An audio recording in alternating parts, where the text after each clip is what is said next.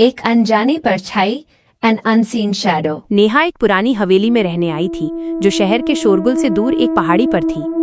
हवेली बहुत बड़ी और शांत थी, लेकिन उसमें एक अजीब सी उदासी और ठंडक हमेशा महसूस होती थी। पहले कुछ दिन तो सब ठीक रहा, लेकिन जल्द ही उसे रात में अजीब आवाजें सुनाई देने लगी। कभी कभी लगता था कि कोई लंबी सांस ले रहा है, और कभी दरवाजे पर धीमी दस्तक होती थी जब दरवाजे के पार कोई नहीं होता था।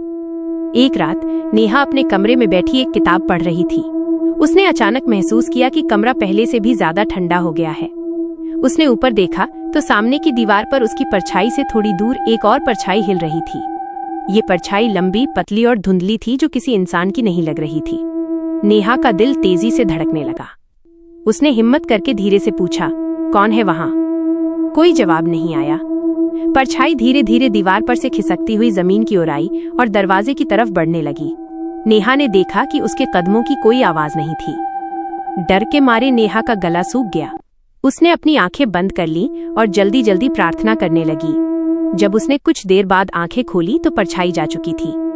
कमरा फिर से सामान्य लगने लगा, पर ठंडक बनी हुई थी। अगली सुबह नेहा ने हवेली के माली से इस बारे में बात की। माली ने एक गहरी सांस ली और दबी आवाज में कहा, मेम साहब, उस हवेली में एक आत्मा रहती है। लोग कहते हैं कि वो किसी से कुछ नहीं कहती, बस अपनी परछाई छोड़ जाती है ताकि लोगों को पता चले कि वो अकेली नहीं है। नेहा ने पूछा, लेकिन उसे क्या चाहिए? माली ने सिर झुका लिया। वो परछाई आपको बस देखती है, और जिस रात वो परछाई आपके पास आकर खड़ी हो गई, उस रात वो आपको अपने साथ ले जाएगी। इस बात को सुनकर नेहा ने उसी शाम हवेली छोड़ दी। मगर आज भी जब वो रात में अपने नए घर में अकेली होती है तो उसे कभी कभी लगता है कि उसकी अपनी परछाई से सटी हुई एक और धुंधली परछाई जमीन पर दिखाई दे रही है। क्या वो सिर्फ एक परछाई है,